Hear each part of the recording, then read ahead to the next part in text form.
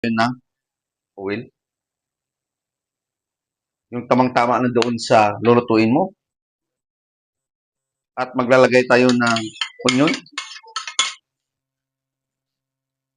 Brown lang muna natin, ano? Hindi tayo magagamit ng garlic. Pag na-brown na natin, meron tayong cabbage. Lagay natin dyan. Meron tayong kernel corn. Sabay na natin. At titimplahan natin yun ng magic sarap lang. Ground black pepper. Tapos ito-toast natin, no? Lutuin lang natin yan at may susunod tayo, no?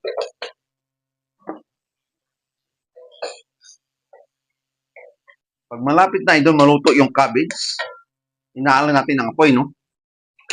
At mayroon tayong 3 itlog. Ang gagawin natin dito, maglalagay tayo ng rock salt. Tamang-tama lang sa lasa niya at i-mix na natin ito scramble, no? Pag i-scramble natin yun habang malapit na siya, mayroon tayong natirang ulam, kahit anong klase, no? I-dry nyo lang, kunin nyo lang yung sauce niya, hiwalay nyo, no? Mix natin yan at lakasan ng apoy. May idea na ba kayo kung ano ang tawag dito, mga idol? At kung sawa na kayo sa itlog, ganito gawin nyo sa itlog, no? Pwede pang merinda, baon ng anak nyo.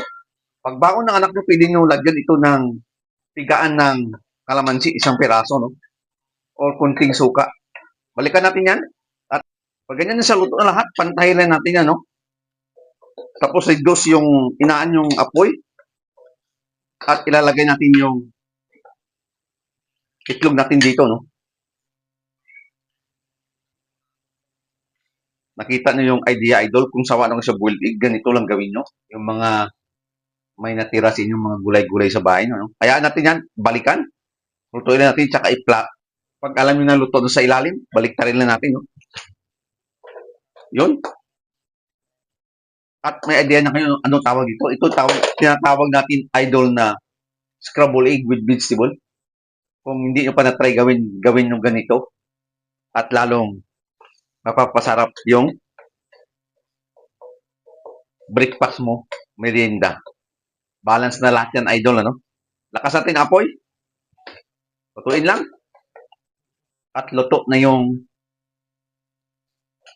itlog natin. Malapit na.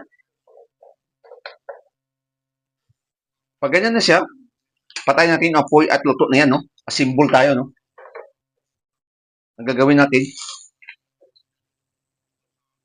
lagay natin lang dyan ng ganyan. Dandaan lang, no? Bakas.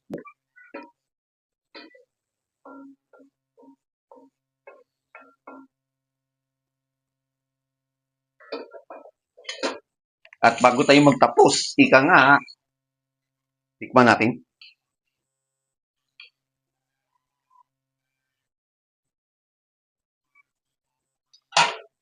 Good, idol. Luto na yung scrambled egg natin with vegetable.